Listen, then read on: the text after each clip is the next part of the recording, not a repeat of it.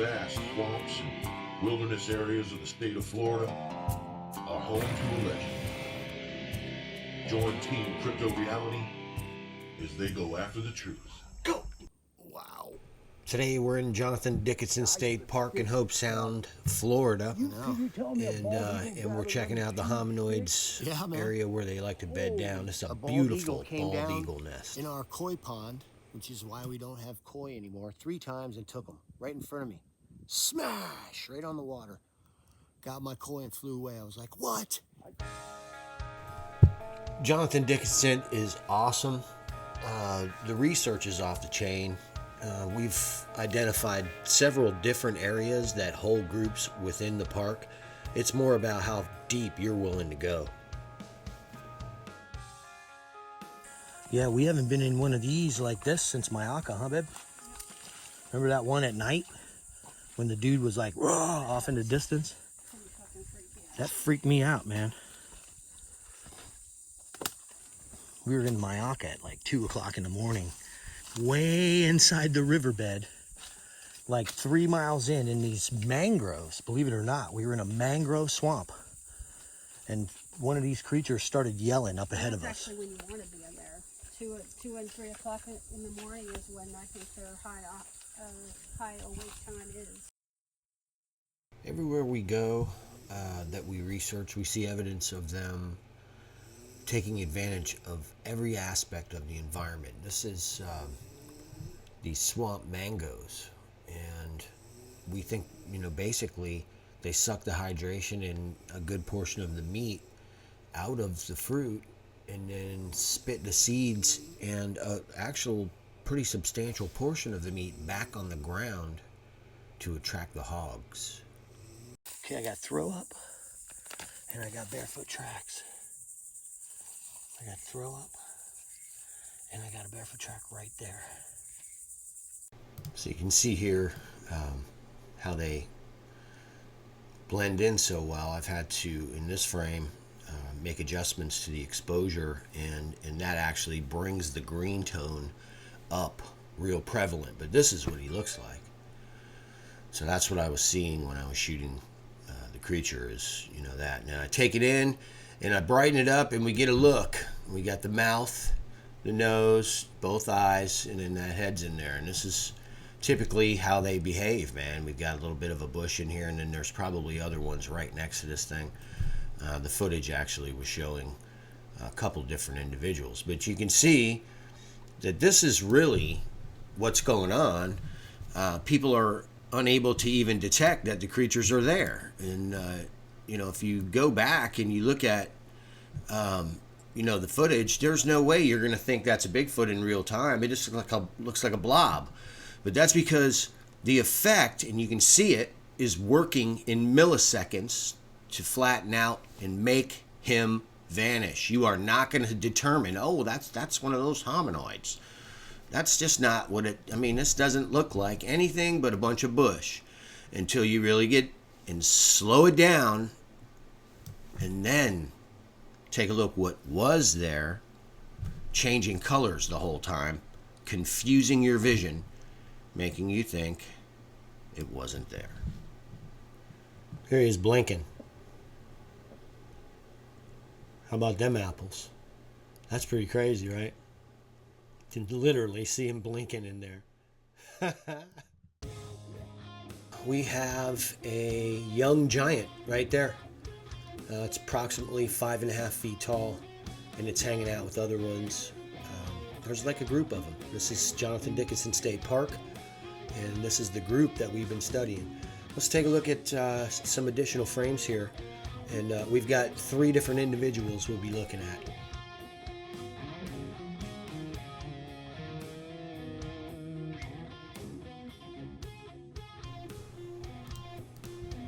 So you can see him right here, and he's in there with that young one. You can see we got the eyes here, and this is like a little brow. Then here's his nose and the upper lip. Looks like he's got his fingers up in front of his mouth. You can see the fingers kind of going across his mouth line. Yeah. Well, he's right next to this young one. This is the group of young ones, or younger ones, probably be a better way to put it. But you can literally see that guy right there, moving his nose. You can see his eyes perfectly right there, and that's that brow that comes up on both sides. Very bony bone structure in there, man. And of course we've got the little guy next to him that's revealing pretty clear, you know. But that's a testament to the strength of the aberration, and when they're not aberrated and they're amongst a bunch of aberration, it just makes them blend even better. So you got green bushes and then there's a little gray, and people don't recognize or understand what these hominoids look like. So there's mass confusion listening to people who use terms they can't even spell. So with filtering, we can, bit of filtering, we can see there's one of the white ones. And I'm looking at, you know, how the footage ultimately develops because of their achromatic coloration. You can see his nostrils are right here, his eyes here. This is that Ohio type white Sasquatch hominoid thing. And there's other ones there with him. He's back there though, and he's even moving his mouth right there. It looks like a little bit of, but it's that achromatic stuff that throws people off. And so what we're going to do is we're going to look at a few frames that you know, you can see he's back in there with just a little bit of shape to the nose, and we did actually catch him in some clear frames. So you know, looking at the footage that we did manage to shoot, some of these frames, and this is actually how it looked while we shot it. We're at about 10:15, somewhere around there in the morning, and there's a couple creatures in here. They pile on as a group real close, and I'm throwing to the same spot, and they're in there, right? So what we have is a situation where that same one with no filtering really looks like this, and then I expose it a little bit with some exposure, and we get this, and now we bring up the brightness and we add a little contrast, and our hominoid appears. And this is the process, right? It took me 10 years to figure out all of this, and really it's more about being able to get the creatures to be where they need to be, so that when we shoot, they're on the edge of the aberration and we can actually catch some of their natural skin tone. That aids us and aids our cameras, really, in seeing past some of this aberration. There's a green fog right here. It's trying to prevent you from seeing him. And this is the way we view it once we filter, right? Back here, there's this fog that's in between us. It's light that we can't see, and it's changing the colors on his face, but that's because it's retransmitting off, right? And then there are spots that are not retransmitting enough as much, and they're in the shaded areas, contrary to what people are thinking. These particular spots, even though they're shaded, they're so light, they're so white, that as he comes forward, you actually get to see that he's more like this, and you can see the whites in there. I'm filtering out the aberration, and it's taken me a long time to be able to get their true color to pop in spots, when the reality is this is how it looks when I shot it. But I'm learning how to filter, and filters are really important post-production, because we're learning what spectrums they are that way, so that we can develop the proper filters for cameras. And this is all has to do with forbidden light. But here's that white creature, pointy-headed garden troll in the back there, and he's just standing back in there, and it's kind of freaky actually that, you know, really there are these white creatures back there. Is he like showing his mouth or his teeth? He looks really freaky right there, like a bandit with, like, you know, he looks like that dog that hung out with Johnny Quest, like a big bulked up version of him. But we know what he really looks like. What he really looks like is this. And so what's happening is the general public largely does not understand the concept behind this science, because the fact that they have a 3-cone antagonistic vision system has largely been concealed to them. that would just raise too many questions. How did we essentially devolve when everything else can see just fine with 4 cones? Boy, what are they seeing? They're seeing through this aberration. They don't see the aberration. It's a part of how they see. And these creatures, when they see them, they sound alarms. Owls do it. Birds do it, period. And I've seen it. Squirrels do it. And I've been there enough to notice they do it over and over and over in the same exact area with the same exact squirrels. And then the same exact squirrels one day are screaming and they're falling out of the tree and we hear them screaming on the ground for a second and they're never seen again. These guys are eating everything in Johnathan Dickenson State Park. You can believe it.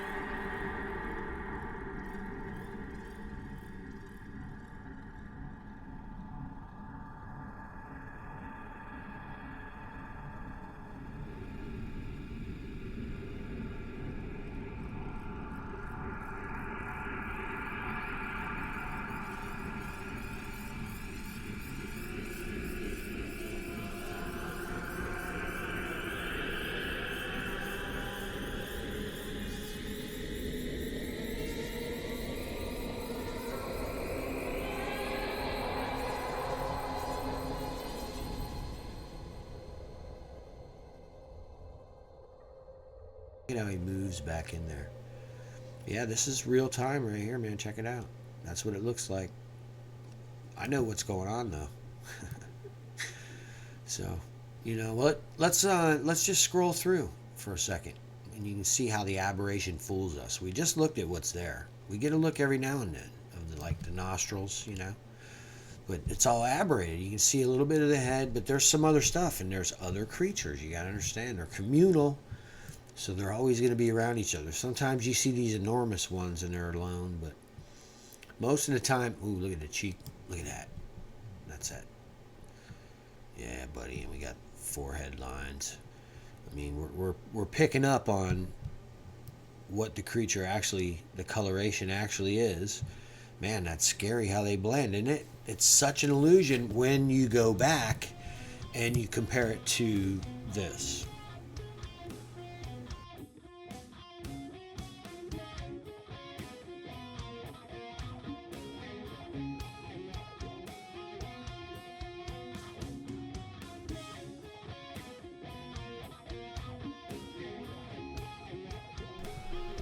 What's up, guys? So we're looking at one right here, and he's really diffused, but it's like your, you know, typical Sasquatch. I mean, this is one of those guys that looks like the Patty type, and he looks to be right around 8 or 9 feet tall. We got 6-foot range, but these trees are approximately 20 feet, I think, was what we measured from the edge of the bush back here. So he's about 20 feet back. He's bulky, and you can see here's one eye, the other eye, and then we got the nostrils and that bulky nose in the middle, and then the flat mouth with the bulged out upper lip. A little bit of a hair coming off here, and we got the pointy head. So we got like a pointy headed garden troll in here. Perfect cheekbones on both sides if you look there, and you can see. Well, if we watch the rest of the footage, it's very easy to get confused and start thinking something else. This is what these other people out there would have you think, right? So you don't believe the aberration. When you cut through the aberration, you see the creature. What happens during the illusion is what everybody wants to argue about.